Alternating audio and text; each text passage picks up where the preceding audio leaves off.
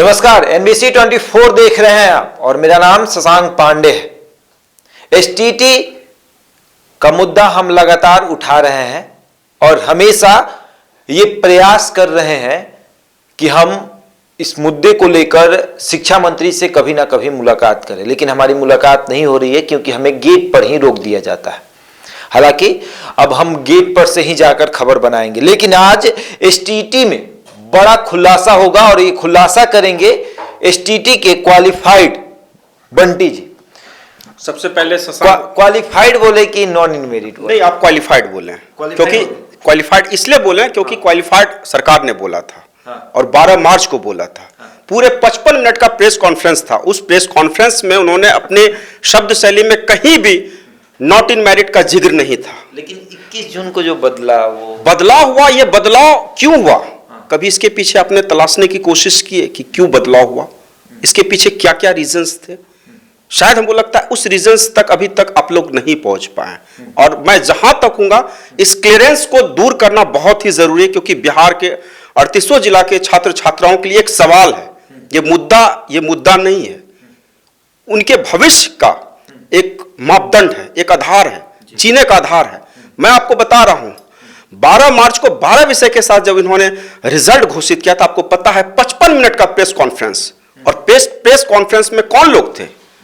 पूरे बिहार के 38 जिला के तमाम जितने सारे मीडिया घराने के लोग थे, वो सारे उपलब्ध थे जो इंडिया लेवल पे कवरेज करते हैं। शायद आप भी होंगे उस प्रेस कॉन्फ्रेंस में।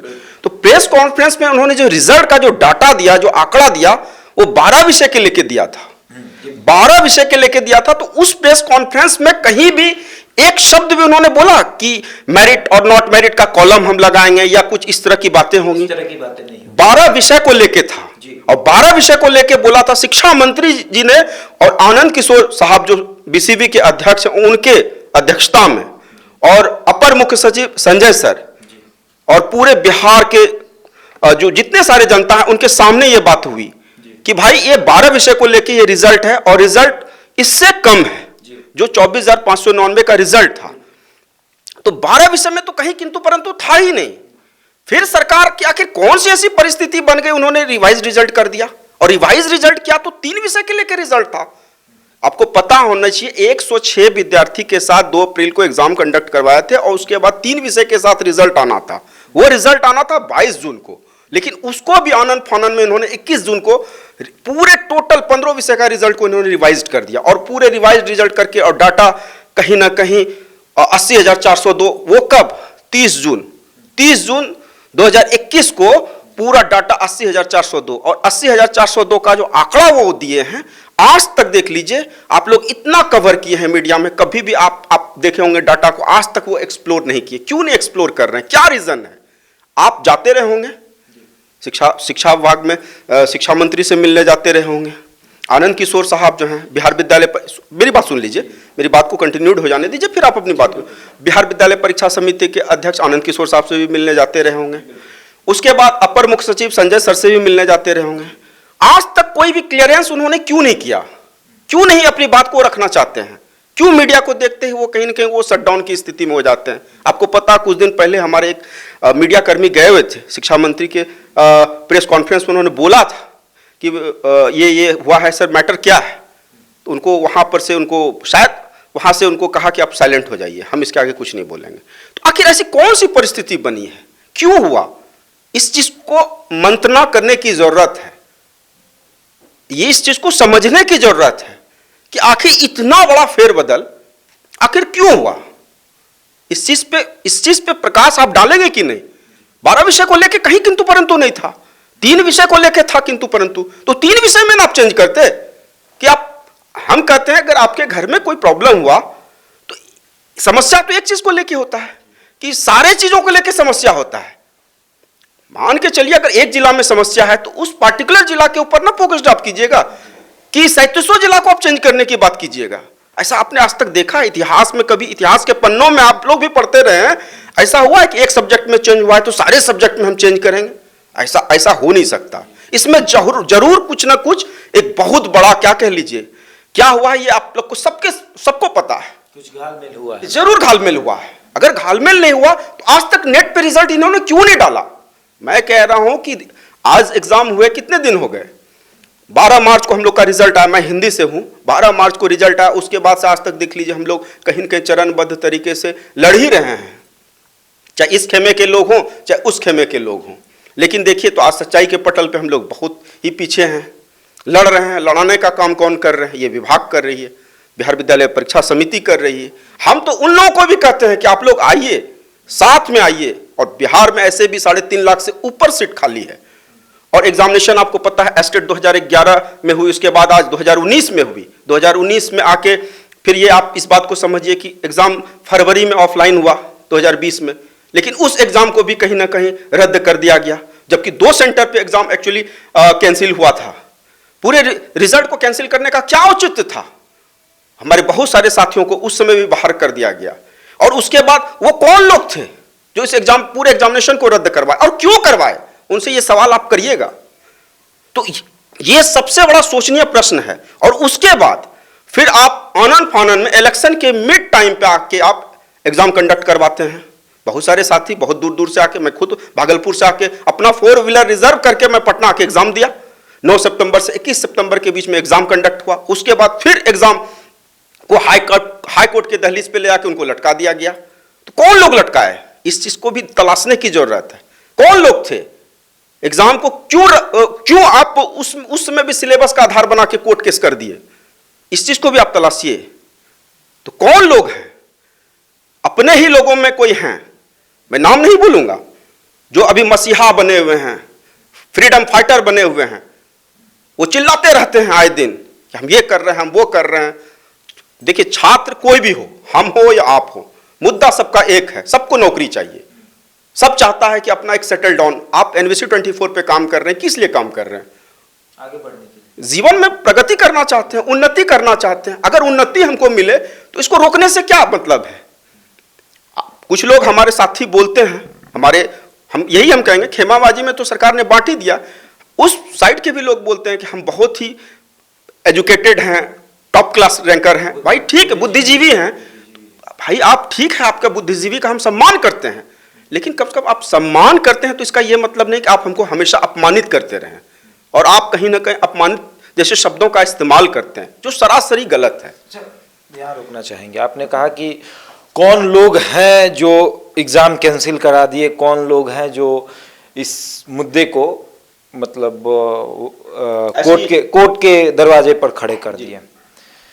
भाई साहब, कल एक व्यक्ति जो थे वो हमारे पास कॉल किए थे, नाम था नीरज कुमार, शिक्षा सुधार से। उन्होंने कहा कि एक एग्जाम को हमने ही रद्द करवाया था क्योंकि वो कदाचार युक्त एग्जाम हो रहा था, इसलिए हमने उसको रद्द करवा दिया। ठीक है, कदाचार युक्त। एक एसटीटी अभ्यर्थी एक और आए हुए थे, नाम था आलोक जी। उन्होंने कहा कि हमने ही इसे कोर्ट में लेके गया, मैं ही इस मुद्दे को कोर्ट में लेकर गया हूँ। दोनों नाम हमने आपको बता दिया। आलोक जी कल ये भी आरोप लगा रहे थे कि हम दोनों को लेकर चलने की बात कर रहे थे। सवाल करिएगा उन लोगों से, नॉन मेरिट वालों लोगों से।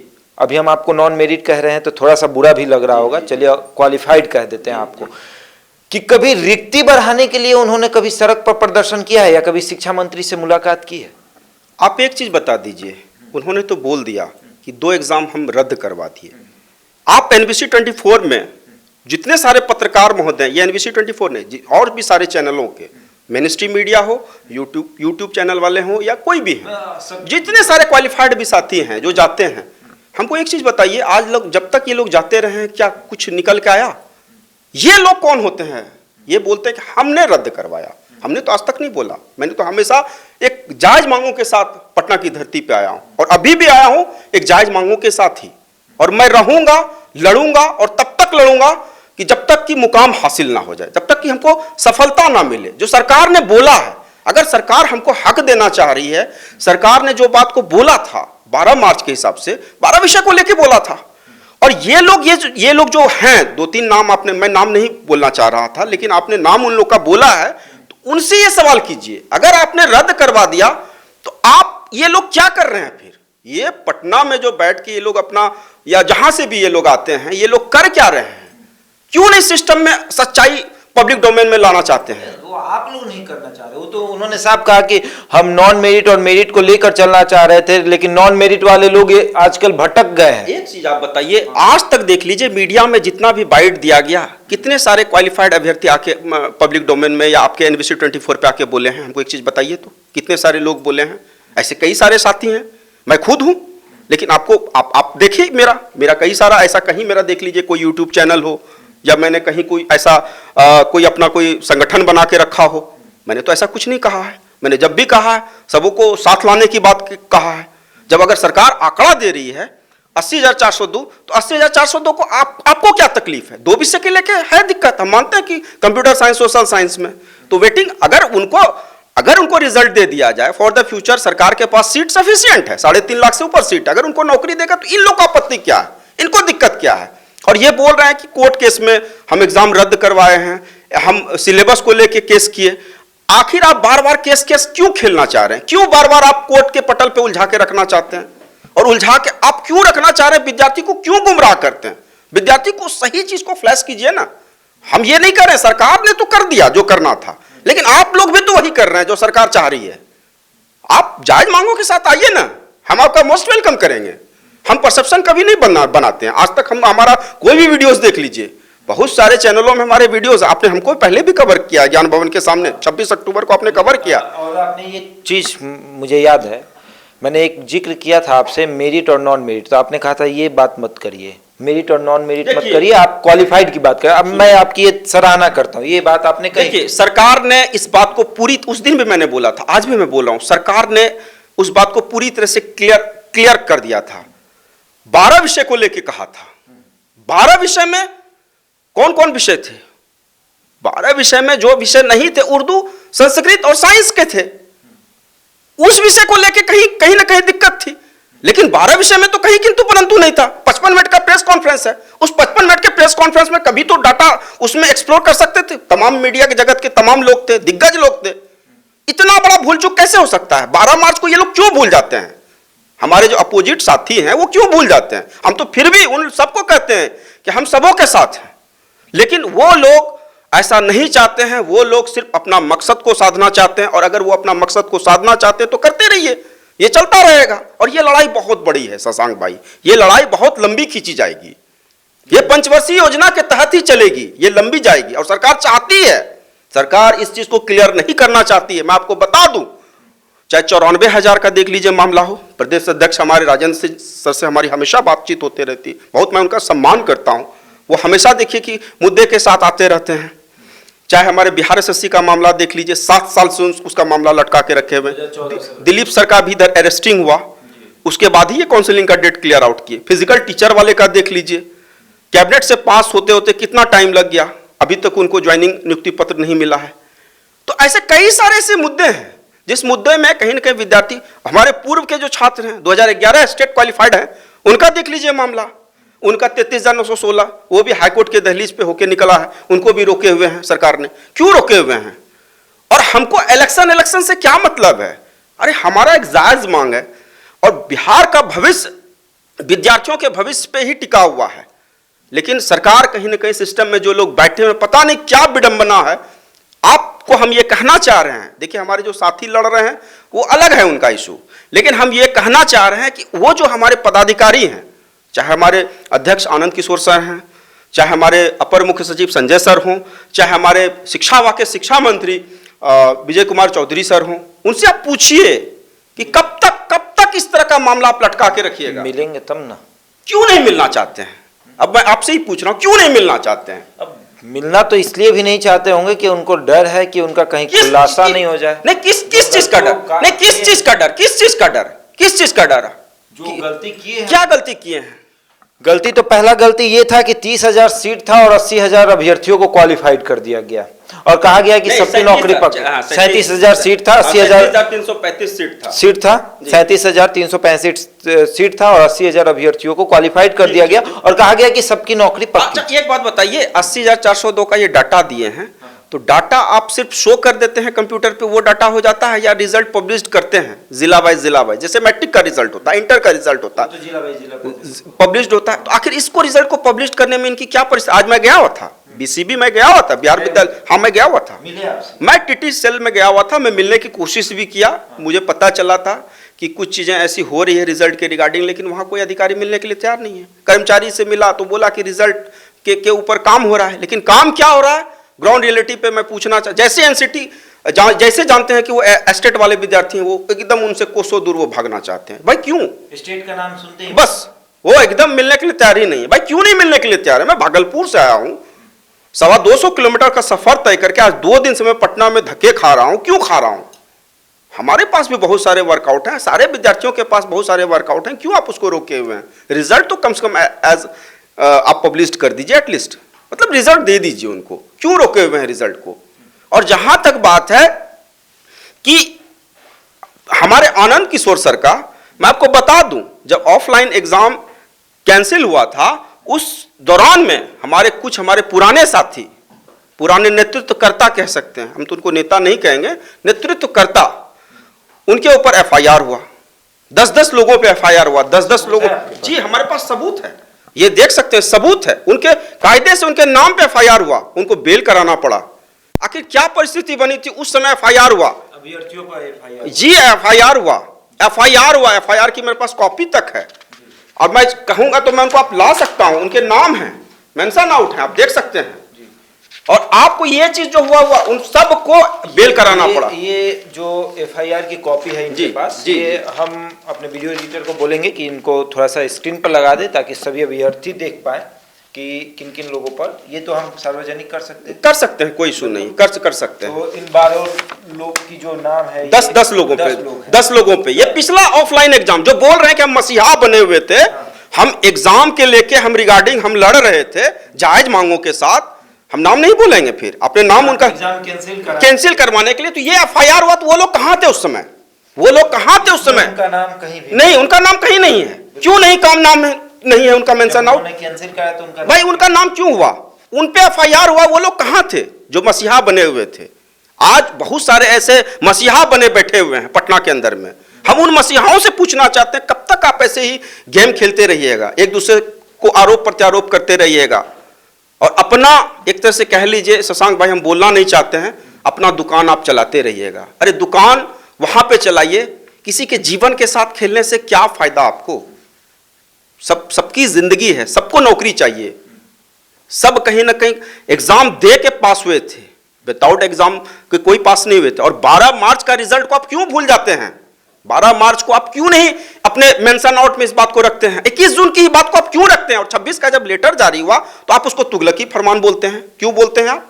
सरकार के पास सफिशिएंट सीट है, सरकार अगर सबको देना चाहती है तो उसमें आपको आपत्ति क्या है? परसेप्शन आप क्यों बना रहे हैं?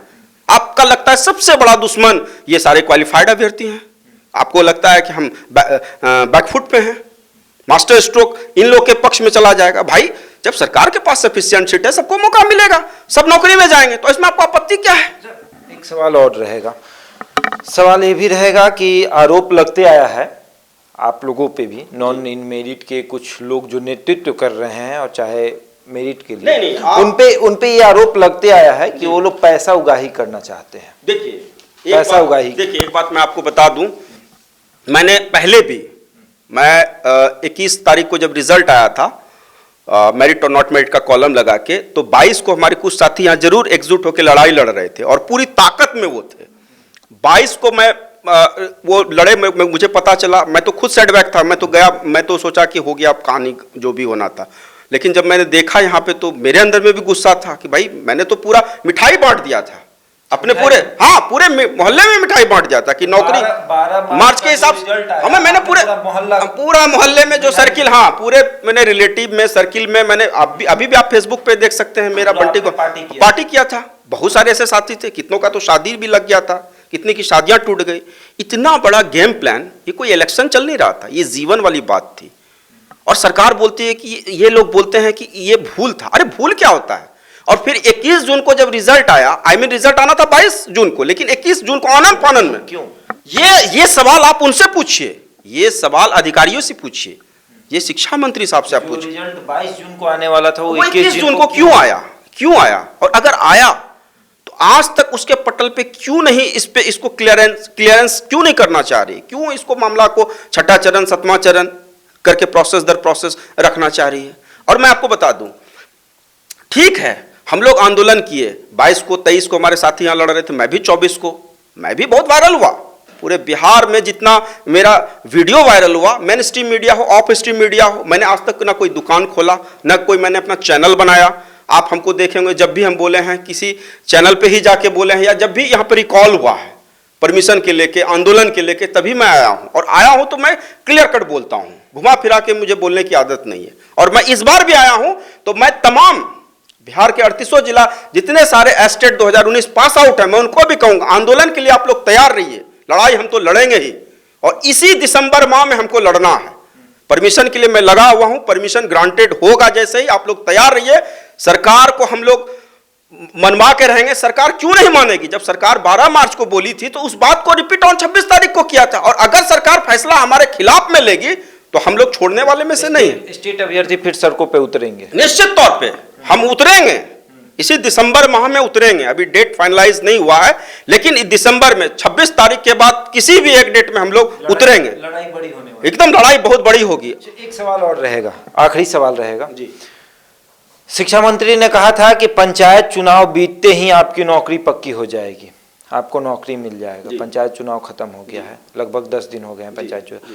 कभी शिक्षा मंत्री से मुलाकात किए, कहे कि सर पंचायत चुनाव खत्म हो गया, हमारी नौकरी दे दी? देखिए, जो हमारे प्रदेश अध्यक्ष हैं राजेंद्र सर, वो लोग का तो सबसे पहला प्रायोरिटी बनता है। 94,000 जो हमारे अभ्यर्थी हैं उनका पहला बनता है, और 33,000 जो 916 हैं उनका पहला प्रायोरिटी बनता है। उन लोग को पहले वो क्लियर करे। बिहार एसएससी वाले को वो क्लियर करने की दिशा में अभी चल रहा है, काउंसलिंग की दिशा में कदम उन्होंने उठा दिया, तो उन लोग को मौका दे। उसके बाद लेकिन हम लोग को इसी बीच में हम लोग को सर्टिफिकेट जारी कर दे। और अगर सर्टिफिकेट अगर वो नहीं देते हैं तो इसका मतलब है मामला आप लंबा लेके जाना चाहते हैं। तो जो लोग हैं वो एक्टिव ऑन की दिशा में लगे हुए हैं। काउंसलिंग का डेट आ गया है, जनवरी में ही सुनते हैं किसी एक डेट में काउंसलिंग है 94,000 वाले का, तो कुछ साथियों का होगा निश्चित तौर पे। लेकिन उसी तर्ज पे हम लोग को भी, मतलब इस जो हमारा एस्टेट क्वालिफाइड हैं उनको भी सरकार को देखने की जरूरत है, उस पर काम करने की जरूरत है। अगर नहीं करेगी तो फिर कौन करेगा? हमको एक चीज बताइए, कौन करेगा? हमारे जो बी खेमे के लोग हैं वो करेंगे। ये लड़ाई तो हम सरकार से नहीं लड़ रहे हैं, हम तो किसी पार्टिकुलर एक पर्सन के पास नहीं जा रहे हैं। और जो मसीहा बने बैठे हुए हैं कि हम ये कर रहे हैं, हम वो कर रहे हैं, उनसे ये सवाल जरूर कीजिए, आखिर आप क्यों करवाए? और आज तक देख लीजिए, कोर्ट के पोर्टल पे भी देख लीजिए, केस लिस्टिंग होता है लेकिन केस का सुनवाई नहीं होता है। क्यों नहीं होता है?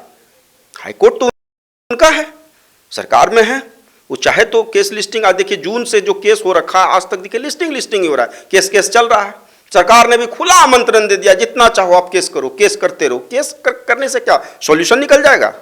अरे सॉल्यूशन तो यही सरकार के सिस्टम के बैठे हुए अधिकारी कर्मचारी जो भी हैं या पदाधिकारी हैं, जो कैबिनेट के मिनिस्टर, वही ना लागू करेंगे। तो मेरा कहना है शशांक भाई, ये चीज को, ये सारे मुद्दों का अंत होना चाहिए। जितने सारे पास आउट हैं सबको सर्टिफिकेट निर्गत होना चाहिए एटलीस्ट। और जो हमारे साथी आए हुए हैं, चाहे जिस तरीके से भी आए हुए हैं, अब जब आ गए हैं, सीट सरकार के पास सफिशिएंट है, सबको वो नौकरी दे, मेरा ये मानना है। और उन सारे साथियों को भी कहिए, अगर सरकार हमको नौकरी देगी तो उनमें उनको आपत्ति क्या है? तो कह रहे हैं कि पहले मुझे नौकरी दे दे, उसके बाद आप लोग को देते रहे नौकरी, उनको कोई दिक्कत नहीं है। आपको अगर नौकरी सरकार दे तो हमने कब विरोध किया है? पहले उन्हें मिल जाने दीजिए, फिर हमने कब विरोध किया? एक कहावत सुने होंगे, लखनऊ में कहावत बहुत प्रचलित है नवाब साहब के बारे में। नवाब साहब निकले थे दिल्ली की यात्रा पे, और नवाब साहब ने बोला कि एक नवाब दूसरे नवाब को बोले, नवाब साहब पहले गाड़ी पे बैठिए। तो एक नवाब दूसरे नवाब को, नवाब साहब पहले आप में नवाब साहब की गाड़ी ही छूट गई थी। तो ये ना हो जाए, पहले हम में पता चलेगा कि दोनों में से किसी को गाड़ी नहीं मिली। वहां पहले आप था, यहाँ पहले हम हैं। और पहले हम में अक्सर यही होता है, ना आपको ना हमको। और अभी देख लीजिए, जो वैकेंसी, जो सरकार का जो रुख है, ऐसा ना हो कि दोनों खेमा कहानी खत्म, फिर हाथ मलते रहिएगा, फिर हल्ला करते रहिएगा, विज्ञापन ही कैंसिल हो गया तो कुछ भी हो सकता है। सरकार जो चीज चाहेगी वही करेगी, सरकार जो चाहेगी वही करेगी। सरकार से आप विपरीत जाके, बियॉन्ड जाके काम नहीं कर सकते हैं। और एक बात आपका कल हमने देखा था, कुछ चलाया था, भीख। देखिए भीख कुछ नहीं होता है। हमने एग्जाम पास करके आया था, मैं देखिए मेरे वो शब्द शैली नहीं है, मैं उस तरह से अपने शब्दों को नहीं रखता हूं। मैं सम्मानित तरीके से शब्दों का इस्तेमाल करता हूं। भीख, अगर सरकार, आपको लगता है कि सरकार भीख में ही नौकरी दे देगी तो हाँ ठीक है, सबको नौकरी चाहिए, आप कम से कम शब्दों का सही चयन कीजिए। अरे आप स्टेट क्वालिफाइड हैं, आप बोलते हैं कि हम मेरिटोरियस हैं, तो आप शब्दों का तो सही इस्तेमाल कीजिए, शब्दों का सही चयन कीजिए। आप में भी मेरे भाई हैं, आप मेरे दुश्मन नहीं हैं। तो उन्होंने कहा था कि हम भीख में तो नहीं मांग रहे हैं, भीख देना है भीख तो में इधर कौन मांग रहा है? मेरिट को दे दीजिए। नॉट इन मेरिट क्या होता है? नॉट इन मेरिट क्या होता है? क्वालिफाइड बोलिए ना। 12 मार्च को सरकार अगर ये बात प्रेस कॉन्फ्रेंस में बोल देती 12 विषय को लेकर, तो उसी समय सारा मसला ही सॉल्व था, कहीं किंतु परंतु था ही नहीं। ये बात वो क्यों भूल जाते हैं? 15 विषय का वो ठिका ले रखे हैं क्या? 15 विषय का वो ठिका ले रखे हैं क्या? 15 विषय का वो ठेकेदार है क्या? अरे भाई लड़ रहा है सबको अब नौकरी चाहिए, सारे विषय के छात्रों को नौकरी चाहिए, और दो विषय में है तो सरकार उसको सॉल्व करेगी समस्या।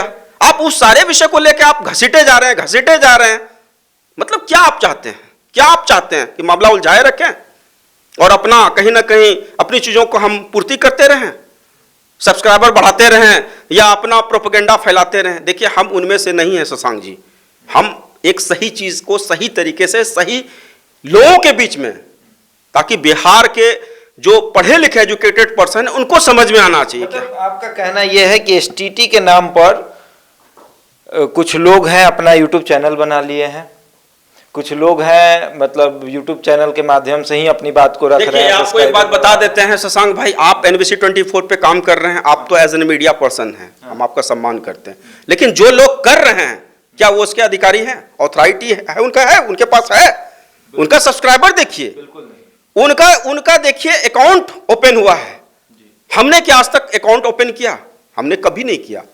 मैं हमेशा जायज मांगों के साथ आया हूं, आज भी मैं पटना में लगा पड़ा हूं, सिंगल भी हूं, लेकिन पूरी ताकत के साथ। मेरे बहुत सारे साथी हमको बोलते हैं कि आप 1000 पे भी भारी हैं, और सच में मैं भारी हूं।